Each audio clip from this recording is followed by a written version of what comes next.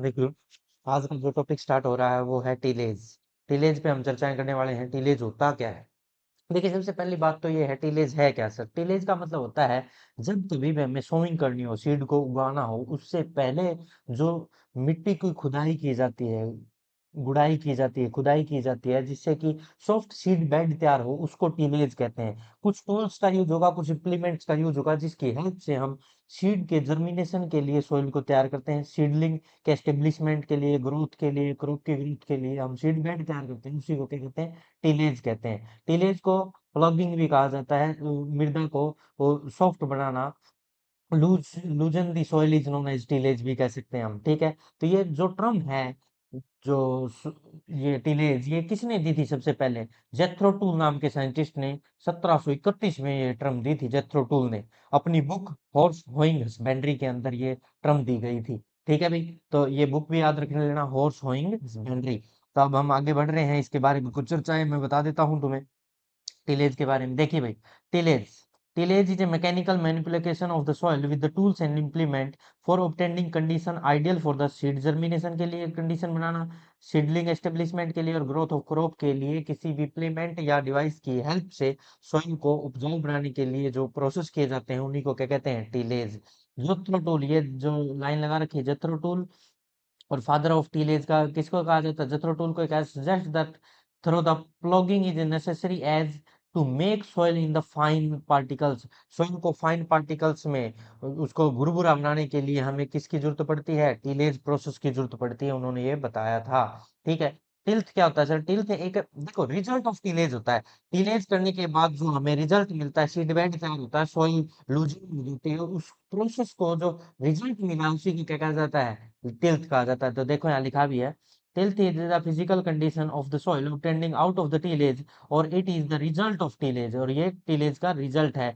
The tilth may be coarse, tilth हो सकता है, फाइन हो सकता है और मॉडरेट हो सकता है। देखो मैं बताता हूँ तुम्हें, कॉर्स होता है ना, मतलब बड़े बड़े पार्टिकल्स रह जाते हैं, और ये बड़े सीड जो होते हैं, साइज में जिनका साइज लार्ज होता है उनके लिए ये किया जाता है, जैसे मूंगफली हो गई उनके लिए। और जो फाइन टिल्थ का सीड बेड तैयार किया जाता है, मॉडरेट टिल्थ किया जाता है, वो बहुत ही छोटे जो सीड होते हैं, बीज होते हैं, छोटे होते हैं, उनके लिए फाइन सीड बेड तैयार किया जाता है। अरे समझ में आया सभी को? तो टिल्थ टर्म किसने दी है? इंपॉर्टेंट है। जेथरो टूल ने दी 1731 में, और फादर ऑफ टिलेज पूछा जाए तो जेथरो टूल ही है। यहाँ तक कोई डाउट है किसी को? नहीं है तो आगे बढ़ते हैं नेक्स्ट स्लाइड की तरफ। ऑब्जेक्टिव ऑफ टीलेज, टीलेज का ऑब्जेक्टिव क्या है सर? टीलेज के फायदे क्या है? हमें क्या क्या बेनिफिट होगा टीलेज करने से? तो उन पे चर्चाएं कर लेते हैं, टीलेज के बेनिफिट क्या क्या है। देखिए, सबसे पहले है सीड बेड प्रिपरेशन। सबसे अच्छा तो सीड बेड प्रिपेयर होता है ताकि सीड को आगे जर्मिनेशन करने के लिए, ग्रोथ करने के लिए, जर्मिनेट होने के लिए जगह मिले। Soil soil preparation for better growth of plant, ताकि प्लांट्स की ग्रोथ अच्छी हो सके, सोइल को प्रिपेयर किया जाता है टिलेज प्रोसेस के द्वारा। Next, to increase the water holding capacity of the soil, soil के अंदर जो वाटर होल्डिंग कैपेसिटी उसको बढ़ा दिया जाता है, किसकी हेल्प से? टिलेज की हेल्प से। टिलेज करोगे तो भी उसमें वाटर होल्ड करने की कैपेसिटी बढ़ती चली जाएगी, और टिलेज करने से जो भी उसमें घास फूस या खरपतवार या वीड रहे होंगे वो भी धीरे धीरे कट जाएंगे, और उनकी ग्रोथ नहीं होगी। तो वीड कंट्रोल करने का भी एक बेस्ट मेथड माना गया है टिलेज को। टिलेज के द्वारा हम वीड कंट्रोल कर सकते हैं। और मेन्योर और फर्टिलाइजर, जो खाद है, उर्वरक है, उनको मिक्स करने के लिए भी हम किसका यूज कर सकते हैं? पहले मिट्टी के अंदर हमने सोइल के अंदर डायरेक्ट क्या डाल दिया, बिना टिलेज के मेन्योर और फर्टिलाइजर डाल दिया, और ऊपर से टिलेज कर दिया, तो वो पूरी तरह से उसके अंदर क्या हो जाएगी? मिक्सअप हो जाएगी। इसी को क्या कहते हैं हम? टिलेज के द्वारा मिक्स कर दिया गया है मेन्योर और फर्टिलाइजर को। प्रॉपर एरिएशन, देखो भाई यहाँ लिखा हो प्रॉपर एरिएशन का मतलब क्या है सर? जो सॉइल है वो टाइट हो चुकी थी, बहुत ज्यादा हार्ड हो चुकी थी, उसके अंदर किसी प्रकार के एयर पार्टिकल अंदर एंट्री नहीं कर पा रहे थे, तो हमने जैसे ही टिलेज किया तो वो लूजेंड हो गई। लूज होने की वजह से उसमें एयर पार्टिकल आसानी से जा सकते हैं, और जो भी सीड होगा उसकी ग्रोथ करने में हेल्प मिलने लगी। इसी को कहते हैं प्रॉपर एरिएशन। और सीड, एक और बात, रिमूवल ऑफ हार्ड पैन, जो हार्ड पैन बन चुका था सॉइल के ऊपर की जो लेयर थी वो बहुत ही कठोर हो चुकी थी, उसको भी नरम कर दिया जाएगा, रिमूव कर दिया जाएगा हार्ड पैन को। एक और एट्थ पॉइंट बताता हूँ। एट्थ पॉइंट में मैं मार्कर चेंज करता हूँ थोड़ा सा, ये दिखाई नहीं दे रहा। एट्थ जो पॉइंट है हमारा, उसमें लिखते हैं micro organism. Micro organism, micro organism की ग्रोथ होगी, माइक्रो ऑर्गेनिजम्स की ग्रोथ अच्छे से होगी। माइक्रो ऑर्गेनिज्म से फायदा सर, जैसे अर्थवर्म तुमने सुना हो, फ्रेंड ऑफ फार्मर, अर्थवर्म, ऐसे ऑर्गेनिज्म भी पनप सकेंगे, और ऐसे ऑर्गेनिज्म रहेंगे तो ये सॉइल में हमें क्या ह्यूमस प्रोवाइड करते हैं, जिससे कि प्लांट की ग्रोथ में हेल्प मिलती है। और जैसे न्यूमिनस प्लांट है, लेग्यूमिनस प्लांट है, उनके अंदर राइजोबियम नाम का बैक्टीरिया पनपेगा। राइजोबियम, राइजोबियम बैक्टीरिया होता है, लेग्यूमिनस प्लांट्स की रूट में होता है और प्लांट्स में नहीं मिलता। लेग्यूमिनस प्लांट, दालों के पौधों में, चना, मटर, मटर दालें जितनी भी, उनकी जड़ों में राइजोबियम बैक्टीरिया होता है, जिसका काम क्या होता है सर? N two fixation. क्या करता है? एन टू फिक्सेशन करता है, एन टू को फिक्स करता है किसी प्लांट के लिए, ताकि उसकी ग्रोथ अच्छे से उसके। तो ये सारे ऑब्जेक्टिव थे, किसके लिए हमने ये ऑब्जेक्टिव पढ़े? Objective of tillage. अब आगे बढ़ते हैं, ऑब्जेक्टिव टीलेज से आगे देखो, नेक्स्ट स्लाइड की तरफ बढ़ते हैं। नेक्स्ट स्लाइड में क्या दिया गया है? ऑब्जेक्टिव समझ में आया किसी भी को? सबसे पहला सीड बेड प्रिपरेशन हो गया, प्लांट की ग्रोथ के लिए बढ़िया सॉइल प्रिपेयर की गई, वाटर होल्डिंग कैपेसिटी बढ़ गई, वीड को कंट्रोल किया गया, मैन्योर और फर्टिलाइजर को मिक्स किया गया, एरिएशन अच्छा हुआ और हार्ड पैन को रिमूव कर दिया गया। नेक्स्ट बढ़ते हैं टाइप ऑफ टीलेज। टीलेज के क्या क्या टाइप रहे हैं वो भी पढ़ लेते हैं। देखिए भाई, टाइप ऑफ टीलेज के अंदर क्या दिया गया है? टाइप ऑफ टिलेज में सबसे पहले दिया गया है, ऑपरेशन में भी ग्राउंड इनटू। तो एक तो होता है ऑन सीजन टिलेज, एक तो है ऑन सीजन टिलेज और एक है ऑफ सीजन टिलेज, दो तरह का होता है। और जो ऑन सीजन टिलेज का मतलब है, जब हम सीड बेड तैयार कर रहे हो, जब हमें सीड को सोइंग करना हो, उससे पहले जो तैयारी की जाती है, प्रिपेरेशन की जाती है, तुरंत उससे पहले, जो ऑन सीजन मतलब अभी हम क्या करने वाले हैं, जस्ट सोइंग करने वाले हैं, उससे पहले जो प्रिपरेशन की जाती है, ऑन सीजन टिलेज कहलाता है। ऑफ सीजन का मतलब होता है जो खाली पड़े हुए खेत हैं, जिसमें हमें अभी कोई सोइंग नहीं करनी और उनके अंदर टिलेज करते हैं, उसको ऑफ सीजन टिलेज बोला जाता है। अरे समझ में आया सभी को? नेक्स्ट, ऑन सीजन दो तरह का है, प्रिपरेटरी टिलेज और after after cultivation tillage.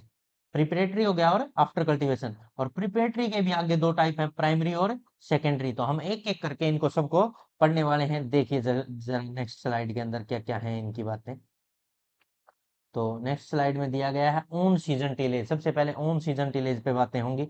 On season tillage का मतलब जो अभी हम सोइंग करने वाले हैं, उससे पहले जो तैयारियां की जाती है, उसको ऑन सीजन टिलेज कहा जाता है।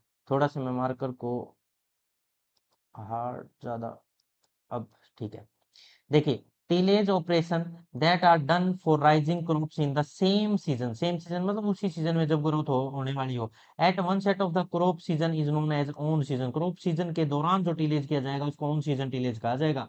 और ये दो तरह का होता है, प्रिपरेटरी और आफ्टर कल्टीवेशन। तो प्रिपरेटरी पहले आ गया, प्रिपरेटरी के भी आगे दो टाइप है, प्राइमरी और सेकेंडरी, हम उनको भी पढ़ेंगे। प्रिपरेटरी टीलेज का मतलब क्या था? This refer to tillage operation that are done to prepare the field for rising crop। जो हम अब प्रिपेयर कर रहे हैं किसी भी खेत को, हमारे फील्ड को, ताकि हम अभी तुरंत क्या कर सके, सॉइल की सोइंग कर सके और क्रॉप को राइज कर सके, उसके लिए जो प्रिपरेशन की जाती है वो प्रिपरेटरी टिलेज कहलाता है। प्रिपरेटरी के शब्द में ही लिखा हुआ प्रिपरेशन, प्रिपरेशन तैयारी की जाती है किसके लिए? सोइंग के लिए, उसी को क्या कहते हैं? Preparatory tillage. It consist of deep opening and loosening of the soil, bring about the desirable length as well incorporated uproot weed and crop suitable when the soil is workable condition। देखो ये कह रहा है, जो ये है ना, जो प्रिपरेटरी होता है, इसके अंदर हम क्या करते हैं? ओपनिंग और लूजनिंग कर देते हैं, सोइल को लूज करके नरम बना देते हैं उसको, और उसमें डिजायरेबल टिल्थ मतलब जो हमें इच्छा थी उस तरह का सीड बेड तैयार कर लेते हैं, ताकि सीड को अच्छे से एनवायरनमेंट मिल सके। और जितनी भी उसमें वेड थी, जितनी भी खरपतवारें थी, उनको अप्रूट करके उखाड़ देते हैं, और क्रॉप के लिए एक सुटेबल एनवायरनमेंट और वर्केबल कंडीशन तैयार करके दे देते हैं, ताकि जो क्रॉप आने वाली है उसको किसी प्रकार की कोई प्रॉब्लम ना हो और वो अच्छे एनवायरनमेंट में रह सके। अरे समझ में आया? तो ये सारी बातें किसके लिए थी? Preparatory tillage. प्रिपरेटरी टिलेज क्या होता है? जिसमें हम प्रिपेयर करके देते हैं सीड बेड पूरी तरह से, जो आने वाली फसल है उसके लिए, उसको कहते हैं प्रिपरेटरी टिलेज। अब आ गया प्रिपरेटरी टिलेज दो तरह का, प्राइमरी और सेकेंडरी। इसमें सबसे पहले बातें करते हैं प्राइमरी टिलेज की। प्राइमरी टिलेज क्या होता है? देखिए जरा प्राइमरी टिलेज के बारे में चर्चाएं कर लेते हैं। द जो प्राइमरी टिलेज है ना, इसके अंदर हम क्या करते हैं? उथल पुथल करते हैं, मिट्टी की उथल पुथल कर दी जाती है, और इसके लिए स्पेशल डिवाइसेस की जरूरत पड़ती है। जैसे हमें कंट्री प्लाव की जरूरत पड़ेगी, मोल्ड बोर्ड प्लाव की जरूरत पड़ेगी, बोस प्लाव की जरूरत पड़ेगी, ट्रैक्टर के द्वारा प्लाव की जरूरत पड़ेगी, पावर टिलर की जरूरत पड़ेगी। इन सब डिवाइसेस की हेल्प से, हम इंप्लीमेंट्स की हेल्प से प्राइमरी टिलेज करते हैं, और इसमें हम मिट्टी को उथल पुथल करते हैं। इसी को टिलेज या प्लॉगिंग भी कहा जाता है, प्राइमरी टिलेज या लॉगिंग कहा जाता है। देखिए क्या है, the tillage that is done after the harvest of the crop to be bring the land under cultivation is known as primary tillage, और प्लॉगिंग कहते हैं इसको। प्राइमरी टिलेज या प्लॉगिंग बोला जाता है, क्यों बोला जाता है? जैसे हार्वेस्ट कर दी, फसल को कटाई कर चुके हैं, अब जो लैंड पड़ी है उसके अंदर हमें क्या करना है? मिट्टी को लूज करना है, जो हार्ड पेन बन चुका है ना उसको रिमूव करने के लिए, और उसमें एरिएशन अच्छा करवाने के लिए हम क्या करेंगे, उसमें टिलेज प्रोसेस करेंगे। और पहली बार जो टिलेज प्रोसेस हार्वेस्टिंग के बाद पहली बार किया जाता है उसको प्राइमरी टिलेज कहते हैं। और इसके में कॉम्पैक्ट जो सॉइल हो चुकी है, कॉम्पैक्शन हो चुका है, उसको ब्रेक करने के लिए हम ऐसा करते हैं। और डिफरेंट प्लॉ की जरूरत पड़ी। Ploughing is opening of compact soil with the help of different plough, country plough, mould board plough, boss plough, tractor के द्वारा, और power tiller drawn implements are used for primary tillage. Primary tillage के लिए इन devices की हमें जरूरत पड़ती है। और आगे इनके सबके डायग्राम भी मैंने लास्ट में इस लेक्चर के सारे डायग्राम जितने भी जरूरत पड़ने वाले सारे दिए हैं। कोई टेंशन लेने की जरूरत नहीं, सब कुछ दिखाऊंगा तुम्हें इसी लेक्चर में। ठीक है। तो प्राइमरी टिलेज वो टिलेज है सर, जब हार्वेस्टिंग हो चुकी है, फसल कट चुकी है, अब जो लैंड पड़ी है उसके अंदर हमें क्या करना है, टिलेज करना है, उसको लूज करना है, उसको प्रिपेयर करना है नेक्स्ट क्रॉप के लिए। तो उसको जो यार हमने जो टिलेज की उसको प्राइमरी टिलेज या लॉगिंग लॉगिंग कहा जाता है। और इसके दौरान हम सॉइल को, हार्ड पैनल को रिमूव करते हैं बहुत सारे प्लो की जरूरत हेल्प से, जिसमें कंट्री प्लो, माउंट प्लो, बॉस प्लो, ट्रैक्टर के द्वारा या पावर टिल्टर के द्वारा हम इन इम्प्लीमेंट्स का यूज करके प्राइमरी टिलेज करते हैं। यहाँ तक कोई डाउट है तो बोल दीजिए भाई, प्राइमरी टिलेज समझ में आ गया सभी को। सेकेंडरी टिलेज कब किया जाएगा, प्राइमरी टिलेज के बाद जो टिलेज किया जाएगा वो क्या कहलाएगा, सेकेंडरी टिलेज। उसके पे भी चर्चा करते हैं, उससे पहले मोल्ड बर्ड फ्लो देख लो भाई। ये जो आपने गाँव में खेतों में ये देखा है ना, तो ये क्या होता है, मोल्ड बर्ड फ्लो होता है, और ये अच्छे से मिट्टी को पूरी तरह से उथल पुथल करता है। और ये जैसे ट्रैक्टर के बिल्कुल बिल्कुल नहीं जुड़ा होता, थोड़ा सा परपेंडिकुलर जो होता है, जिससे कि ये मिट्टी को अच्छे से उखाड़ सकता है। अरे समझ में आया। और नीचे तक जो ऊपर की लेयर है उसको अच्छी तरह से उखाड़ देता है, प्लॉगिंग अच्छी करता है, इसलिए इसका सबसे ज्यादा यूज किया जाता है आज के टाइम मोल्ड बर्ड प्लो का। अरे समझ में आया सभी को। नेक्स्ट नेक्स्ट डायग्राम की तरफ बढ़ते हैं। सेकेंडरी टिलेज पे बातें करते हैं। सेकेंडरी टिलेज क्या है, देखिए भाई। Secondary tillage, the tillage operation that are performed from the soil after the primary tillage. मैंने कहा प्राइमरी टिलेज जो कंप्लीट होने के बाद जो टिलेज का प्रोसेस किया जाएगा उसको हम क्या कहते हैं, सेकेंडरी टिलेज कहते हैं। पर सर प्राइमरी टिलेज कर ही लिया तो सेकेंडरी की जरूरत ही क्यों है, गुड सॉइल टेस्ट तैयार करने के लिए। देखो उसमें बड़े बड़े क्रम्स हैं, बड़े बड़े जो क्लाउड्स बन चुके हैं उनको ब्रेक करके बिल्कुल सॉफ्ट बनाने के, क्लीन करने का, सॉइल को ब्रेक करना, उन क्लाउड से जो क्रैम्प बन गए हैं उनको ब्रेक करके बिल्कुल बारीक सॉइल तैयार, भुरभुरी सॉइल तैयार की जाती है, वो सेकेंडरी टिलेज की हेल्प से करते हैं। सेकेंडरी टिलेज में बिल्कुल ही फाइन जो सॉइल पार्टिकल है उनको फाइन बना दिया जाता है, ताकि कोई भी छोटे से छोटे सीड भी उसमें ग्रो कर सके, उसको सेकेंडरी टिलेज कहा जाता है। और secondary tillage always after the primary tillage, primary tillage के बाद सेकेंडरी टिलेज किया जाता है। तो देखिए, tillage operation that is performed on the soil after the primary tillage to bring a good soil tilth, good soil tilth के लिए ऐसा किया जाता है, is known as secondary tillage. Secondary tillage consist of the lighter और finer operation, light बिल्कुल और fine soil particle, clean the soil, soil को क्लीन करने के लिए किया जाता है। ब्रेक द क्लाउड्स, जो बड़े बड़े पार्ट बन चुके हैं, क्रैम्प्स बन चुके हैं, क्लर्ट्स बन चुके हैं, उनको ब्रेक करने के लिए ऐसा किया जाता है। एंड इनको द मैन्योर और फर्टिलाइजर मिला भी सेकेंडरी टिलेज के अंदर ही मिलाई जाती है। एरोइंग, एरो का यूज किया जाता है। Planking is done in the several those purpose, जो एरो है उसके पीछे प्लैंक बांध कर उसको बिल्कुल बारीक बना दिया जाता है, जो भी क्रैम्प्स होते हैं, क्लर्ट्स होते हैं, उनको ब्रेक कर दिया जाता है। और सेकेंडरी टिलेज के लिए जो डिवाइसेस की जरूरत है वो याद रखेंगे, हैरो, कल्टीवेटर, गनटॉक्स एंड सेपेट का यूज किया जाता है सेकेंडरी टिलेज के लिए। अब याद रह जाएंगे प्राइमरी टिलेज में कौन कौन से डिवाइस थे, सेकेंडरी में कौन से, वहां प्लो थे अलग अलग टाइप के, कंट्री प्लो, मोल्ड बर्ड प्लो, और इस तरह के प्लो का यूज किया गया था। जबकि यहाँ सेकेंडरी टिलेज में हैरो, कल्टीवेटर, गनटॉक और सेपेट का यूज किया जा रहा है। अरे समझ में आ रहा है। तो ये भी पूछ लिया जाता है सेकेंडरी टिलेज का, in which of the following is secondary tillage implements, तो ऐसे ऑप्शन दे देगा और उन्हें से पूछेगा इनमें से कौन सा इम्प्लीमेंट सेकेंडरी में यूज होता है, कौन सा प्राइमरी में यूज होता है। तो ध्यान रख लोगे। डिस्क हैरो होते हैं वो इस तरह की दिखाई देती है, और खेतों में इसका यूज बहुत ज्यादा किया जाता है। जैसे बहुत ज्यादा खरपतवार या वीड ज्यादा हो गए हो तो उनको कट करने के लिए इस टिलेज का यूज किया जाता है। पर प्राइमरी में होने के बाद सेकेंडरी टिलेज इसकी हेल्प से किया जाता है, ताकि पार्टिकल को फाइन बनाया जा सके, और जो वीड कट चुकी है उसको और भी बारीक से कट करके वीड को पूरी तरह से मेन्योर के रूप में बिछा दिया जाए, किसके अंदर, हमारे फील्ड के अंदर। और मेन्योर और फर्टिलाइजर को मिक्सिंग के लिए भी इसका यूज किया जाता है। Next, after cultivation tillage. देखो, जो ऑन सीजन है वो दो तरह का था, उसके अंदर अब जो है आफ्टर कल्टीवेशन आ गया। एक तो प्रिपरेटरी थे, प्रिपरेटरी के दो टाइप थे, प्राइमरी सेकेंडरी, और उसके बाद अब आफ्टर कल्टीवेशन में इंटर टिलेज कहते हैं। तो हमारे पास जो हमने फसल थी वो उगा दी, सोइंग कर दी, प्राइमरी या सेकेंडरी टिलेज सारा कंप्लीट करके हमने सोइंग कर दी है, क्रॉप है वो उग रही है। उगने लग रही है और प्लांटिंग हो चुकी है, अंकुरित हो चुकी है, उसके बाद दौरान उनके बीच में जो हमारी फसल है उनके बीच में, रोज के बीच में जो कल्टीवेट करना पड़ेगा उसको कहते हैं आफ्टर कल्टीवेशन। क्रॉप के उगने के बाद, स्टैंड होने के बाद जो कल्टीवेशन किया जाता है उसको आफ्टर कल्टीवेशन या इंटर टिलेज कहा जाता है। इंटर मतलब बिटवीन टिलेज। तो देखिए इसके बारे में भी चर्चाएं कर ही लेते हैं। तो लिखा है the tillage operation that are carried out the standing crop, जो खेती खेती खड़ी हो चुकी है, आफ्टर द सोविंग और प्लांटिंग और prior to the harvesting of the crop plant are called inter tillage. Intertillage कहा जाता है। देखो फसल तैयार हो चुकी है, वो उग के बड़ी हो रही है, उससे अंतिम जो टिलेज किया जाएगा, हार्वेस्ट होने से पहले जो टिलेज किया जाता है उसको इंटर टिलेज या आफ्टर टिलेज कहते हैं।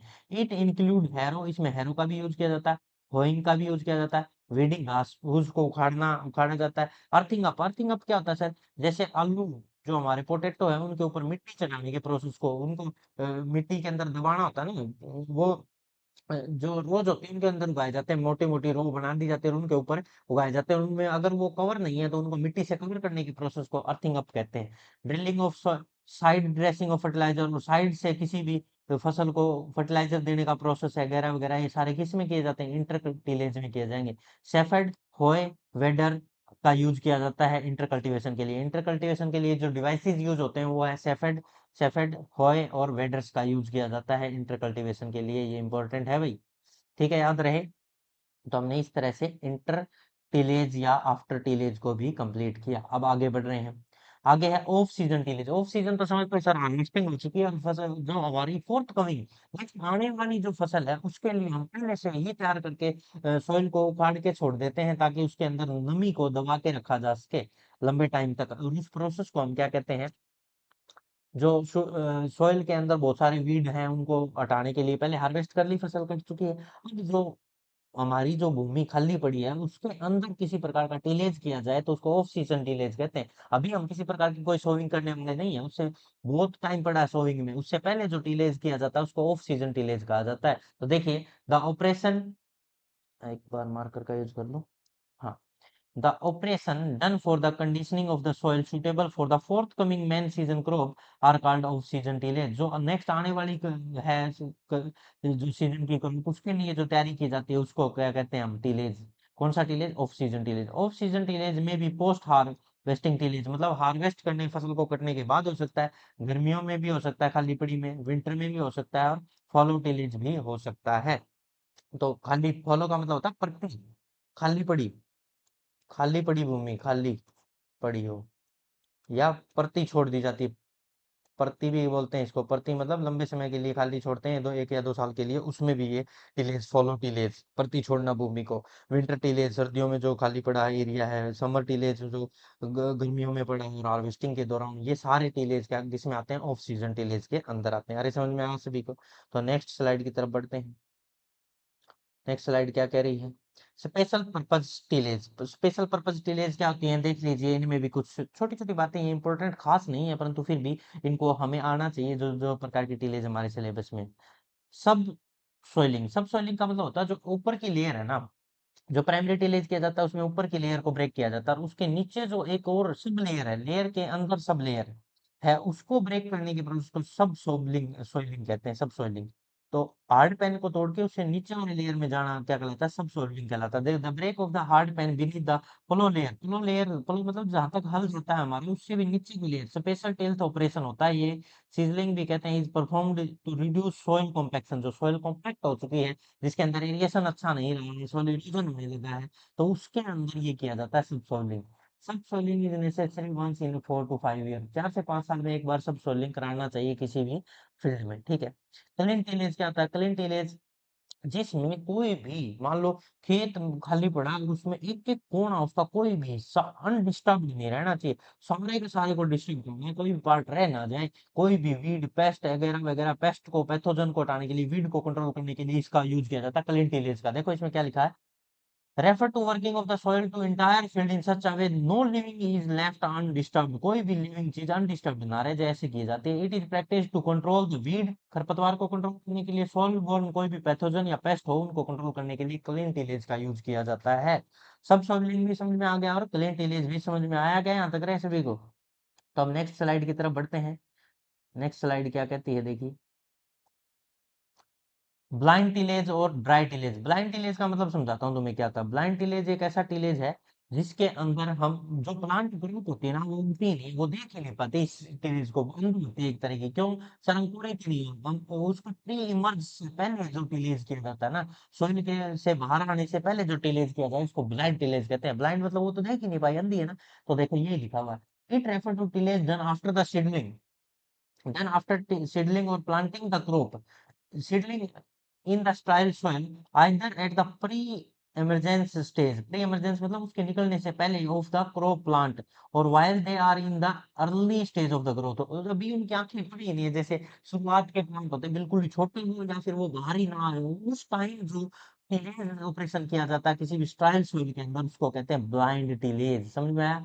ड्राई टिलेज क्या होता है सर? ड्राई टिलेज का मतलब होता है ऐसी लैंड जिसके अंदर क्रॉप को हम प्लांटेड या सोन करते हैं, पर वहां पे सफिशिएंट थोड़ी सी नमी तो हो जिससे कि वो प्लांट मॉइस्चर में जर्मिनेट हो उसके, इतनी नमी हो। और वो नमी कितनी होती है? 21 से 23% नमी तो होनी चाहिए। ऐसी लैंड के अंदर, ड्राई लैंड के अंदर जो खेती की जाती है, क्रॉप उगाई जाती है, उसको ड्राई टिलेज कहते हैं। देखो, dry tillage is practice the crop that sown और planted in the dry land condition having sufficient moisture for the germination of seed.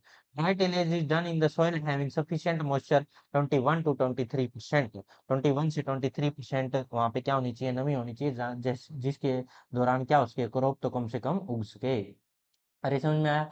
Next है वीट टेलेज और पडलिंग। वेट टेलेज और पडलिंग क्या होता है सर? वेट टेलेज और पडलिंग मैं समझाता हूँ तुम्हें। पडलिंग ये जो प्रोसेस है ये राइस के लिए, पेडी प्लांट के लिए किया जाता है भाई। राइस और पेडी धान की खेती में ये किया जाता है। ये इसलिए किया जाता है जो उगने के बाद धान उसके रिपीटेड टाइम इसको बार बार प्लॉगिंग की जाती है ताकि जो वहां की मिट्टी है वो सॉफ्ट और मिट्टी किचन जैसी हो जाए। और ऐसा पडलिंग ऑपरेशन कहलाता है जिसके दौरान क्या होता है? सॉफ्ट बना दिया जाता है सरफेस को, ऊपरी सरफेस को लूज हो जाती है, जिसमें जो सीड बेड है आसानी से प्लांटिंग हो सकती है राइस की। और वेट टेलेज के दौरान जो स्ट्रक्चर है सोइल की वो भी डिस्ट्रॉय हो जाती है।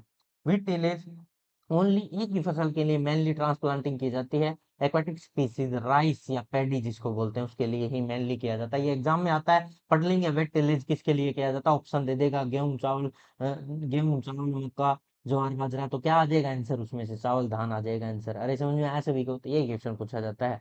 देखिए, the tillage operation that is done in the land with standing water is called wet tillage और पडलिंग। जहाँ पे पानी खड़ा होगा उसके अंदर जो टिलेज किया जाए उसको वेट टिलेज या पडलिंग कहते हैं। Puddling operation consist of puddling repeatedly in the standing crop standing water until the soil become soft और मडी। जब तक किया जाता है जब तक वो सॉफ्ट और मडी कीचड़ की तरह ना हो जाए। Puddling create an impervious layer below the surface to reduce the deep protocol loose and provide soft seed bed to planting the rice। Rice को प्लांट को उगने के लिए सॉफ्ट सीड बेड तैयार कर दिया जाता है। किसके द्वारा? बार बार हम रिपीट करके पढ़ को, ठीक है।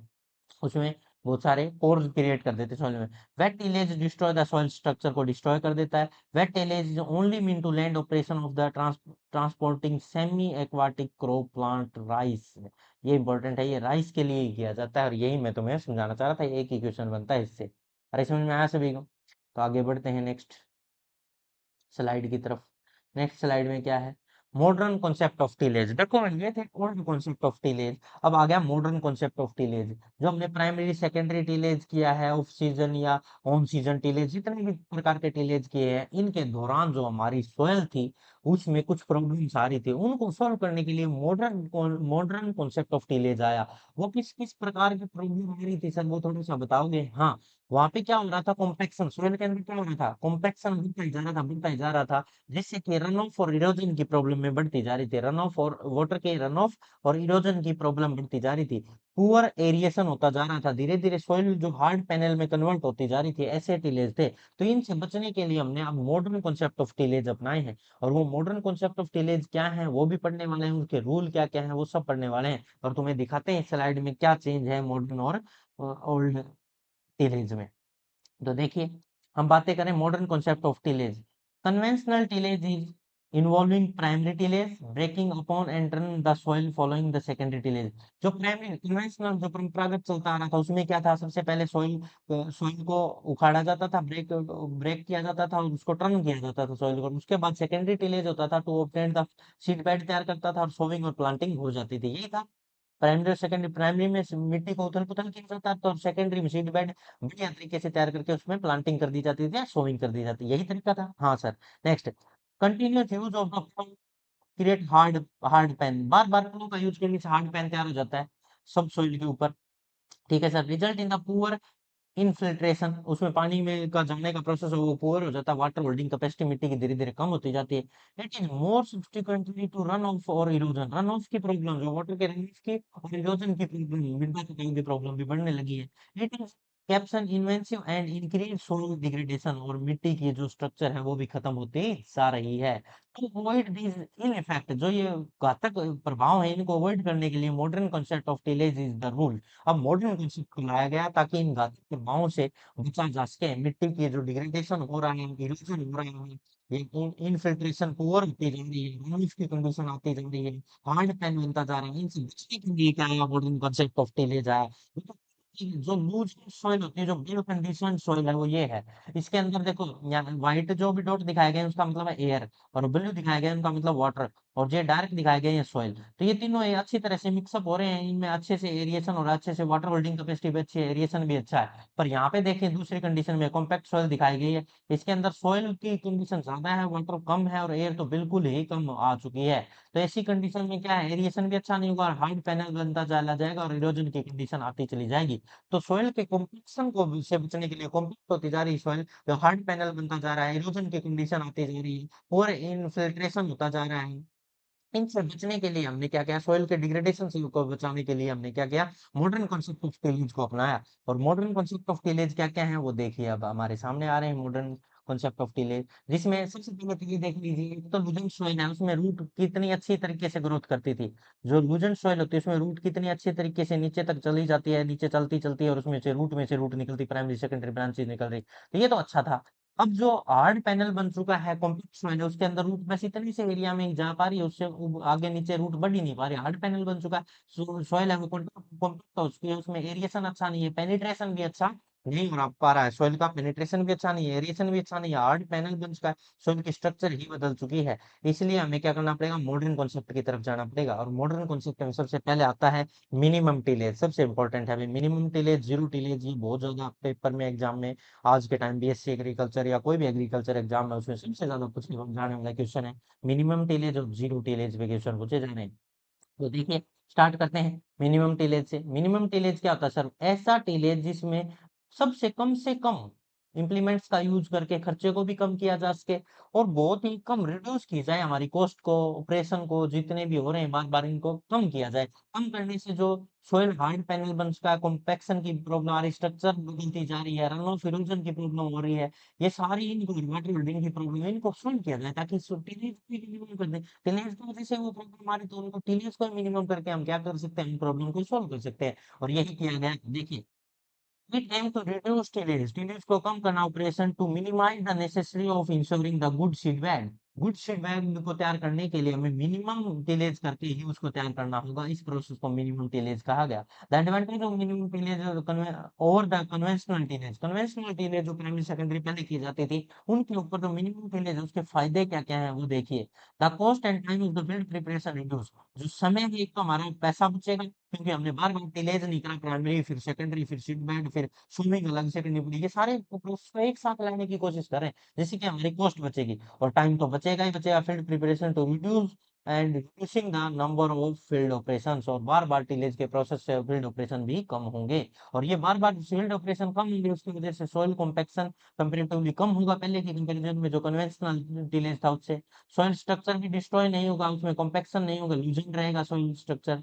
वाटर लॉस और रन ऑफ की जो इरोजन की कंडीशन है वो भी मिनिमम हो जाएगी, और water storage in the polo layer is increase, water holding capacity भी पोलो लेयर की बढ़ती चली जाएगी। यही चार प्रॉब्लम थी, इन्हीं को सोल्व कर लिया गया किसके हेल्प से, मिनिमम टेलेज की हेल्प से। मिनिमम टेलेज में बार बार फील्ड ऑपरेशन नहीं करनी पड़ते, एक ही बार में सारे काम एक साथ होते हैं, इससे हमारी लेबर कॉस्ट, पैसा, time, soil structure, soil compaction ये सब बचते हैं, और सॉइल इरोजन जैसी कंडीशन नहीं आती, और वाटर होल्डिंग कैपेसिटी बढ़ जाती है। नेक्स्ट हम आगे बढ़ते हैं। Tillage can be reduced in two way, tillage को दो तरीके से हम कम कर सकते हैं। कौन कौन से दो तरीके, जिससे कि टिलेज को कम करें ताकि सॉइल इरोजन जैसी कंडीशन ना आए। To omitting the operation which do not give much benefit when comparison to the cost। जिनके काम को टीलेज के करने की जरूरत ही नहीं है ना, जिनसे हमें बेनिफिट ही नहीं मिल रहा, उनको हम रोक देंगे, उनको करेंगे नहीं। Like combining agriculture operation like seedling and fertiliser application, देखो ये अच्छा है, एक साथ ही काम करेंगे। जैसे हम है ना टीलेज कर रहे थे, टीलेज करते पहले, फिर सेकेंडरी टीलेज करते, फिर थर्ड टाइम सोविंग करते, फिर फर्टिलाइजर मिलाते, तो 4 बार तो उखाड़ना पड़ गया ना हमारी फील्ड को। तो ऐसा नहीं करेंगे, अब हम क्या करेंगे, एक ही साथ कंबाइन में करेंगे, सीड भी साथ में उगाएंगे, फर्टिलाइजर भी डाल देंगे, और टीनेज पहले करेंगे नहीं, सीधा सीड उगाएंगे, सीड ड्रिल्स चलेंगे, और उसके पीछे पीछे सीड गिरते चलेंगे। सोइंग मैंने पढ़ा भी रखा है, सीड गिरते चलेंगे, और साथ साथ ही फर्टिलाइजर भी उसी के साथ एक और पाइप से फर्टिलाइजर भी गिरता चलेगा। तो सारे काम एक साथ होंगे, तो बार बार फील्ड ऑपरेशन नहीं करने पड़ेंगे, जिसमें मृदा का कटाव है वो बार बार नहीं होगा, जिससे कि हमारी labour cost, soil erosion, water holding capacity सबको बढ़ा दिया जा सकता है, और ये लेबर कॉस्ट इनको कम किया जा सकता है।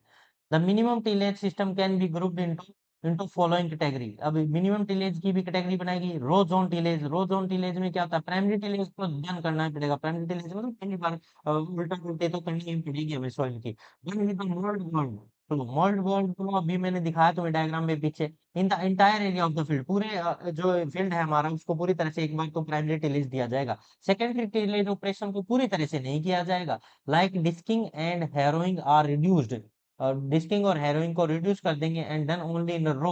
और अगर करे भी गए ना सेकेंडरी टिलेज को, तो उनको सिर्फ रो में करेंगे, पूरी भूमि को उखाड़ने की जरूरत बीच में से नहीं है, बस रो रो में उसको उखाड़ेंगे, और जिसमें जहां जहां सीड उगाना है वहां वहां बस। तो ये मिनिमम टिलेज होगा ना, पूरी अर्थ को दो दो बार नहीं पलटना पड़ा।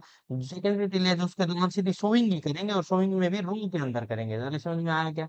तो प्राइमरी टिलेज तो पूरा डन किया जाएगा रो जोन टिलेज में, परंतु सेकेंडरी टिलेज में डिस्क और हेरोइन को रिड्यूस करके रो जोन में ओनली किया जाएगा। अरे समझ में आया क्या? रो जोन टीलेज। अब आगे बढ़ते हैं, रो जोन टीलेज के बाद आगे बढ़ते हैं। नेक्स्ट, नेक्स्ट में दिया प्लो प्लांट टिलेज और व्हील ट्रैक टिलेज। इसमें क्या होता है सर, प्लो प्लांट टिलेज और व्हील ट्रैक टिलेज, देखो इसमें भी है, ये भी वैसा ही है। After the primary tillage, primary tillage इसमें भी करना पड़ता है, जो हमारा मिनिमम टिलेज इसमें प्राइमरी टिलेज तो होता है। Special planter is use to sowing, अब एक प्लांटर की हेल्प से बीज को उगाया जाएगा in one row over the field, एक रो के अंदर, इन द रो जोन, और pulverisation and seed are sown by the planter, जो प्लांटर होगा वही सीड को उगाता भी चलेगा, और साथ साथ पल्वराइज भी करेगा, सॉइल को पल्वराइजेशन उगाता भी चलेगा साथ साथ, और सीड को भी उगाता चलेगा। तो सेकेंडरी टिलेज की जरूरत ही कम पड़ेगी ना, इसमें ना के बराबर हुई। तो प्राइमरी टिलेज किया जाता है, और सेकेंडरी टिलेज को तो लगभग अवॉइड किया जाता है, पर किया तो जाता है, क्योंकि सीड तो सोइंग करनी है हमें। While well well track tillage क्या होता है, primary plough is done usual, जैसा किया जाता है वैसा ही होगा, ट्रैक्टर का यूज किया जाएगा सोविंग के लिए, और व्हील है ट्रैक्टर के, वो पल्वराइज का काम करेंगे इन द रो जोन के अंदर। जो व्हील है वो सॉइल के अंदर पल्वराइजेशन करते चलेंगे, और साथ में प्लांटिंग या सीडलिंग, जो प्लांटिंग या सोइंग होती चलेगी। तो इसमें व्हील के थ्रू ये काम हो रहा है, इसलिए इसको व्हील ट्रैक टिलेज कहते हैं, और इसका डायग्राम दिखाया गया है, व्हील ट्रैक टिलेज कैसे का जो डिवाइस है उसका इम्प्लीमेंट्स है वो देख लीजिए कैसा दिखाई देता है, ये रहा। इसके साथ जो व्हील लगे हुए हैं ये मिट्टी को उखाड़ेंगे, और साथ में सीड गिराते चलेंगे। जो व्हील है, व्हील लगे हुए हैं, ये मिट्टी को उखाड़ते चलेंगे, और साथ में पल्वराइज के साथ साथ सॉइल के अंदर सीड भी सोइंग होती चली जाएगी। दोनों काम एक साथ हो रहे हैं, इसलिए इसको व्हील ट्रैक टिलेज कहते हैं। अरे समझ में आया सभी को? नेक्स्ट स्लाइड की तरफ बढ़ते हैं। जीरो टिलेज, ये और भी इम्पोर्टेंट है, ये मिनिमम टिलेज से भी, मिनिमम टिलेज के एक्सट्रीम को भी और भी अच्छे से, मतलब बिल्कुल ही प्राइमरी टिलेज को भी कम अवॉइड कर दिया जाए, प्राइमरी टिलेज भी नहीं करेंगे। अब तक जो मिनिमम टिलेज था उसमें कम से कम प्राइमरी टिलेज तो कर लेते, इसमें प्राइमरी टिलेज को पूरी तरह से अवॉइड कर दिया जाएगा। ये extreme form of minimum tillage की एक एक्सट्रीम फॉर्म आ गई है। देखिए ये इंपॉर्टेंट है बहुत ज्यादा, लिखा हुआ है, it is an extreme form of minimum tillage की एक्सट्रीम फॉर्म है। Primary tillage is completely avoid, ये इंपॉर्टेंट है भाई, प्राइमरी टिलेज को किसमें अवॉइड किया जाता है, जीरो टिलेज में अवॉइड कर दिया जाता है। सेकेंडरी टिलेज रेस्ट्रिक्ट, ये भी रेस्ट्रिक्ट है, हर जगह नहीं किया जाएगा, seed bed preparation in the row zone only, seed bed prepare किया जाएगा रो जोन में, और प्राइमरी टिलेज को तो पूरी तरह से अवॉइड कर दिया जाता है जीरो टिलेज के अंदर। इट इज फॉलोड वेयर, कहाँ पे किया जाएगा जीरो टिलेज, जहां पे soil is subjected to wind और वाटर इरोजन की जहां प्रॉब्लम है, हवा और पानी के इरोजन होता है, हवा और पानी की वजह से किसी मिट्टी में, वहां पे ये जीरो टिलेज करें, क्योंकि मिट्टी को उखाड़ना ही नहीं है ना, पहले इरोजन की प्रॉब्लम आ रही है, तो वहां पे जीरो टिलेज, मिनिमम टिलेज किया जाएगा, सबसे कम टिलेज किया जाएगा। Timing tilting operation is too difficult, जहां बहुत ज्यादा समय लगता है टिलेज करने में वहां भी इसका प्रयोग करें जीरो टिलेज का, क्योंकि टाइम बचाना है, लेबर बचानी है, कॉस्ट बचानी, मनी बचानी है, तो सबसे अच्छा है जीरो टिलेज। और जहाँ वो डिफिकल्ट है वहां तो जरूर करें zero tillage. Requirement of energy और labour for tillage is too high. जहां पे जिस एरिया में बहुत ज्यादा एनर्जी का खर्चा हो रहा है, लेबर का रुपया रुपया पैसा बहुत ज्यादा लग रहा है, वहां पे क्या अपनाना चाहिए, जीरो टिलेज को अपनाना चाहिए। जहाँ पे लेबर और एनर्जी ज्यादा कॉस्ट हो रही है, जहाँ पे टाइम ज्यादा लग रहा है टिलेज में, वहां अपनाना चाहिए। और जहाँ पे इरोजन की वाटर या सोइल की वजह से, वाटर या विंड की वजह से इरोजन है, वहां पे हमें क्या अपना लेना चाहिए, जीरो टिलेज को अपनाना चाहिए। और जीरो टिलेज के अंदर प्राइमरी टिलेज को बिल्कुल अवॉइड किया जाता है, और सेकेंडरी को भी बस रेस्ट्रिक्ट किया गया है कि रो जोन में ओनली करेंगे, और हर जगह पे सेकेंडरी भी अप्लाई नहीं करेंगे। अरे समझ में आया? तो मिनिमम टिलेज का जो डायग्राम दिखाया गया, देखो इसमें घास फूस ऐसे का ऐसा पड़ा है, बस रो रो के अंदर हमने सीधे डायरेक्ट सीडलिंग उगा दिया है, इसको कहते हैं मिनिमम टिलेज। और इसमें है ना, इसकी वजह से जो ये फर्टिलाइजर इफेक्ट भी देती है, जो ये रो, तो ये घास फूस पड़ा हुआ है, ये फर्टिलाइजर की तरह यूज होता है, नीचे जड़ जाता है, क्योंकि क्रॉप ऊपर जाएगी, समुद्र क्रॉप की वजह से जो वीड नीचे उगेंगे वो भी जड़ जाएंगे। और इसमें आसानी से हम जो नलाई गुड़ाई भी आसानी से कर सकते हैं, इनके बीच में जो ये घास फूस को आसानी से निकाल सकते हैं, ये होता है minimum zero tillage. Zero tillage के बाद अब एडवांटेज, जीरो टिलेज के फायदे क्या क्या होंगे, क्या क्या फायदे हुए सर, हमने जीरो टिलेज कर लिया है, अब इसके फायदे और इसके नुकसान बता दीजिए। देखिए, एक तो सोइल की स्ट्रक्चर को हमने तोड़ फोड़ ही नहीं की, तो होमोजेनियस रही structure with more number of earthworm. और अर्थवॉर्म जो फ्रेंड ऑफ फार्मर होते हैं, अर्थवॉर्म कीड़े मकोड़े जो जीव है हमारे लिए फायदेमंद है, वो भी जिंदा रहेंगे, क्योंकि हमने उसको कट नहीं किया सोइल को बार बार, तो वो मरे नहीं। एक तो, और सोइल की स्ट्रक्चर को डिस्ट्रॉय नहीं किया, वो जैसी है वैसे की वैसी होमोजेनियस पड़ी है। ठीक है sir. Organic matter content increase due to less mineralisation. और जो ऑर्गेनिक मैटर है सर, वहां पे जो घास फूस पड़ा था हमने उसको हटाया नहीं है, वो अंदर ही पड़ा है, जो भी उसके पहले वाली जो जो प्लांट ग्रोथ थी उसकी रूट्स हैं और वगैरह वगैरह जो भी है वो अंदर ही पड़ा, तो उससे ऑर्गेनिक मैटर का कंटेंट भी इंक्रीज होता जाएगा, और मिनरलाइजेशन लेस होगा, नीचे मिनरल नीचे नहीं जाएंगे, उसी में पड़े रहेंगे, ह्यूमस बनेगा, और न्यूट्रिएंट्स जो प्लांट की ग्रोथ में हेल्प मिलेगी, नई जो भी नई प्लांट हमने उगाए। Surface run of is reduce, जो सरफेस से रन ऑफ होता था वाटर का या मिट्टी का, वो भी कम हो जाएगा due to presence of the mulch. जो मल्च बिछ गया, ऊपर एक लेयर बन गई है किसी घास फूस की, उसकी वजह से जो रन ऑफ होता था वो भी घट जाएगा।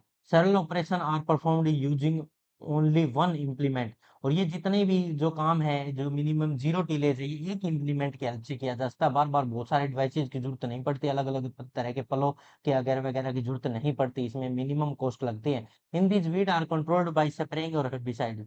स्प्रेइंग ऑफ हर्बिसाइड, अब जो हर्ब्स बीच में उग गए हैं सर, उनको कैसे खत्म करेंगे, उनको स्प्रे के हेल्प से बीच में आराम से खत्म किया जा सकता है, वीड्स को वीडिसाइड्स या हर्बिसाइड्स के हेल्प से खत्म कर सकते हैं।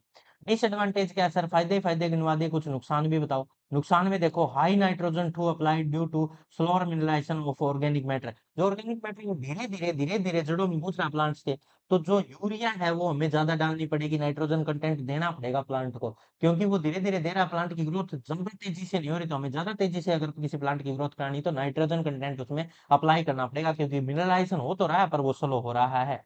Large population of the perennial weed, perennial weed वो होती है जो लगातार सालों साल उगती रहती है, और उनकी जड़ों को हमने खत्म तो किया ही नहीं है, तो उनके जो वेजिटेटिव पार्ट है, रूट है वगैरह वगैरह, वो उसके अंदर ही है, तो वो ऊपर के आ जाएंगी पेरिनियल वीड से, एक ये नुकसान है। फिर उनके लिए हमें क्या करना पड़ेगा, हर्बिसाइड्स का यूज करना पड़ेगा, हर्बी साइड डालने पड़ेंगे ताकि उनको जलाया जा सके, स्प्रे करना पड़ेगा। वाले जो प्लांट्स थे उनके कुछ हिस्से या वेजिटेटिव पार्ट, रूट वगैरह वगैरह उसी में प्लांट उसी फील्ड के अंदर ही है, तो उसकी वजह से जो पेस्ट उनके ऊपर था, वो पेस्ट अब नहीं आने वाले ग्रुप पे को भी नुकसान पहुंचाने की कोशिश करेगा। उसको हम इंसेक्टिसाइड की हेल्प से, पेस्ट को किसकी हेल्प से, इंसेक्टिसाइड की हेल्प से मारने की कोशिश करेंगे, और जो वीड है उनको हर्बिसाइड की हेल्प से खत्म करते रहेंगे, ये तरीका है इसके अंदर। ठीक है भाई, यहाँ तक समझ में आया सभी को? आगे बढ़ते हैं नेक्स्ट स्लाइड की तरफ। तो मिनिमम टिलेज या जीरो टिलेज के फायदे समझ में आ रहे हैं भाई, जीरो टिलेज के बहुत फायदे हैं, थोड़े बहुत नुकसान है, पर उनको हम हर्बिसाइड या पेस्टिसाइड से कंट्रोल कर सकते हैं, पेस्टिसाइड से पेस्ट या इंसेक्टिसाइड से इंसेक्ट को कंट्रोल कर सकते हैं। अरे समझ में आ रहा है? कंजर्वेशन टिलेज क्या होता है सर, कंजर्वेशन टिलेज का मतलब होता है जो हमारी सोइल है उसकी स्ट्रक्चर को किसी प्रकार से खत्म ना करें, और सोइल की जो एनर्जी की पावर है उसको वैसा का वैसा बनाए रखें, और उसमें नमी को दबा के रखें, उसको कहते हैं कंजर्वेशन टिलेज।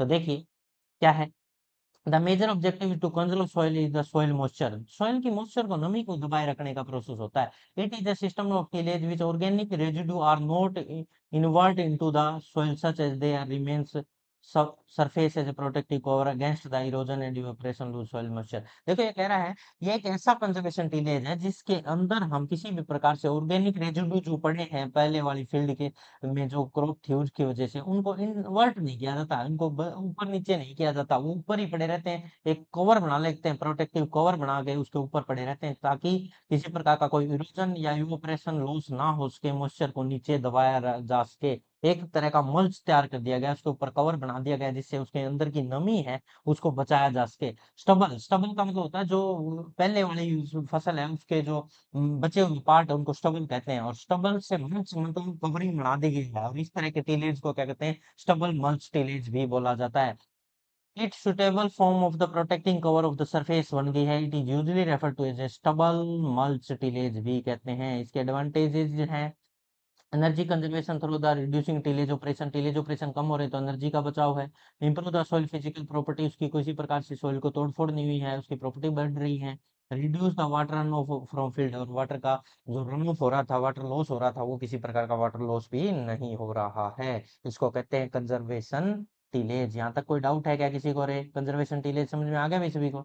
आगे बढ़ते हैं, और कंजर्वेशन टिलेज का जो डायग्राम है वो तुम्हारे सामने है। इसके अंदर सीधा ही सीड को उगा दिया जा रहा है, ये एक तरह का जीरो टिलेज जैसा ही है, और जीरो टिलेज से भी कम टिलेज की जाती है कंजर्वेशन में, पूरी जो नमी है वो उसके अंदर ही बची रहती है। और देखो जो पुरानी जो हमारी क्रॉप थी उसके पार्ट बचे हुए नजर आ रहे होंगे तुम्हें इस डायग्राम के अंदर, नजर आ रहे हैं क्या रे सभी को? तो नेक्स्ट आ गया भूपृष्करण टिलेज। जो हमने टिलेज ही तो पढ़ा है, यही टॉपिक तो पूरे पढ़ा, अब इसको थोड़ा सा हिंदी में मैंने बताया, वो जितने भी डायग्राम जो तुम्हें चाहिए थे, जितने भी डिवाइसेस मैंने इसमें बोले, प्राइमरी टेलेज में कौन से यूज होते हैं, सेकेंडरी में कौन से होते हैं, एग्जाम में आते हैं ऑप्शन में, तो वो सारे दिखाए गए हैं। थोड़ा सा हिंदी मीडियम वाले बच्चों के लिए भी थोड़ा सा प्रयास किया गया, इसको भी देख लें। नेक्स्ट स्लाइड में दिया गया भूपृष्करण। भूपृष्करण मतलब टिलेज ही होता है। टिलेज मृदा में की जाने वाली समस्त क्रियाएं, मिट्टी में जो भी प्रोसेसिंग की जाती है उन्हीं को कहते हैं, जिनमें मृदा की जल शोषण क्षमता, जल सारण क्षमता, मृदा का बुरापन, उसको जो कट फिट करके उसको नरम बना दिया जाता है, उर्वरकता बढ़ा दी जाती है।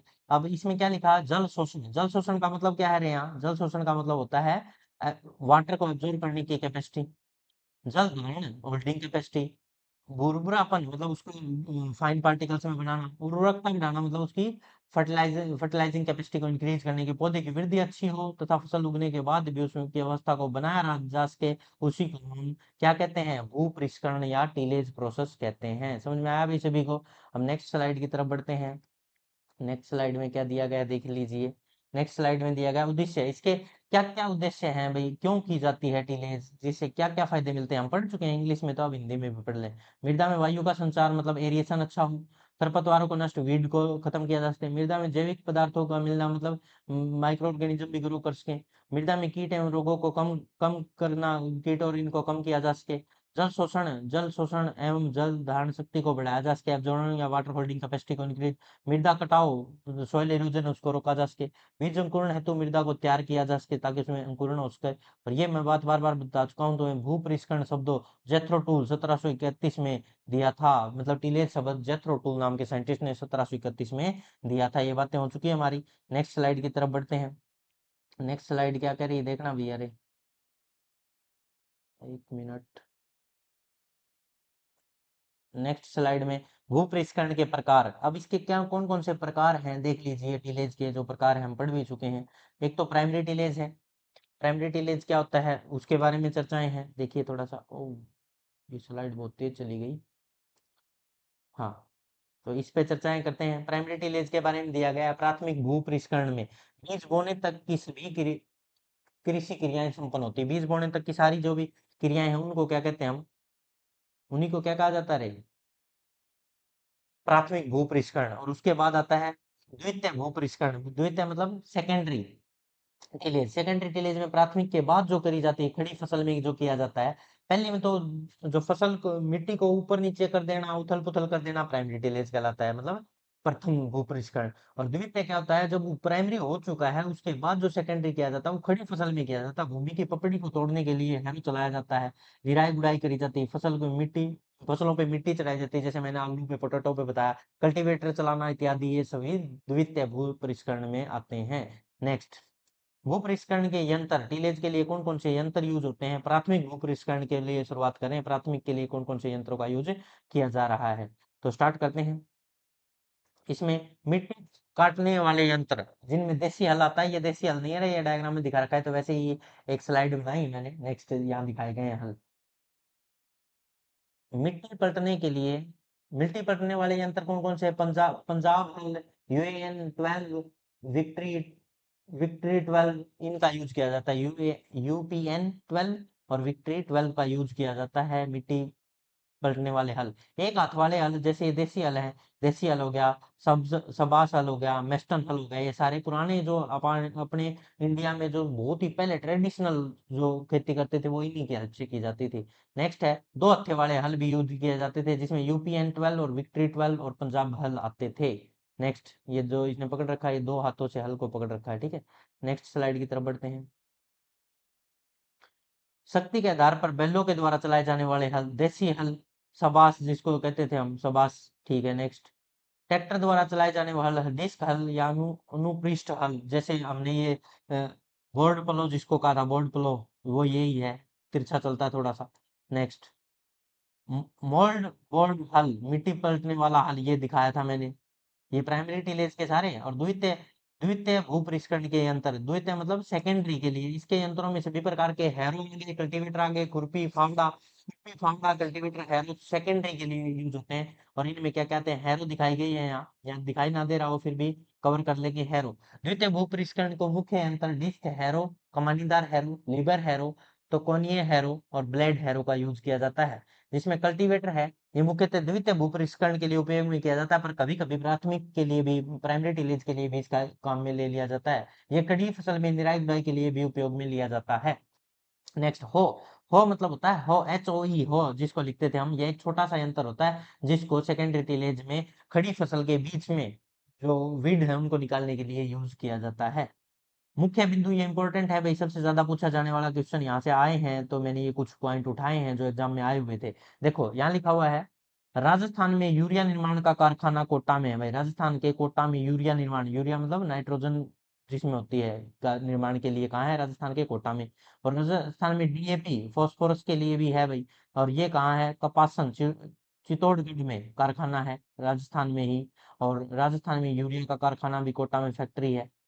और ऐसे ही राजस्थान में चंबल उर्वरक और केमिकल का मुख्यालय भी कहाँ है? कोटा के अंदर ही है। उर्वरक और केमिकल्स जितने बनाए जाते हैं। सर, एनपीके बोला था आपने, के पे क्यों चर्चाएं नहीं की? बाकी नाइट्रोजन और फॉस्फोरस का राजस्थान में था, वो भी बनाते थे, तो ये कहीं और है क्या इंडिया में? नहीं, ये इंडिया में कहीं और भी नहीं है, ये इंडिया में है ही नहीं, ये इंडिया में एग्जिस्ट ही नहीं करता। सर इंडिया में एग्जिस्ट ही नहीं करता, इसका मतलब है, तो हम इसको क्या करते हैं? इंपोर्ट करते हैं, बाहर से मंगवाते हैं, इंपोर्ट। सर कारण, बाहर से मंगवाने का कारण, क्योंकि इंडिया में पोटाश है ही नहीं, उपलब्धि नहीं है, और ये बहुत ज्यादा खर्चीला प्रोसेस था, इसलिए इसकी फैक्ट्रियां तो तब लगाए ना जब हमारे यहाँ अवेलेबल हो पोटाशियम। पोटेशियम नहीं था, इसलिए इसको क्या करना पड़ता है? बाहर से इंपोर्ट करना पड़ता है। ये समझ में आया भी सभी को? तो इस तरह से हमने पूरा लेक्चर समाप्त कर लिया है। टीलेज पे क्वेश्चन, एक या दो क्वेश्चन मार्केट में हर बार हर एग्जाम में आ रहे हैं, तो तुम्हें टीलेज प्रोसेस को बहुत अच्छे से तैयार कर लेना भाई। टीलेज पे क्वेश्चन आएगा, मैं गारंटी ले रहा हूँ इस बात की, ठीक है। टीलीज पे, इरिगेशन पे, सोइंग पे, इन पे एक एक क्वेश्चन हर एक पे आएगा, तो इस लेक्चर को अच्छे से तैयार कर लें, इसमें से क्वेश्चन आएगा, ठीक है। प्राइमरी टिलेज को किस में अवॉइड किया जाता है? सर जीरो टिलेज में अवॉइड किया जाता है, ऐसा क्वेश्चन हर साल आ रहा है, मैंने ये बार बार देखा है, तो इस पे ध्यान दें, ठीक है। और ये तीन इंपॉर्टेंट पॉइंट थे, ये भी मैंने बता दिया। पोटेशियम क्यों नहीं है इंडिया में? क्योंकि वो इंपोर्ट किया जाता है, इंडिया में अवेलेबल ही नहीं है, तो फैक्ट्री कारखाना कहाँ से लगेगा? ये बातें। और इस तरह से हमने ये पूरा करवा दिया है। इसके जो पीडीएफ नोट्स हैं वो तुम्हें टेलीग्राम पे लिंक मिल जाएंगे, ठीक है। पढ़ते रहें, खुश रहें, ऑल द वेरी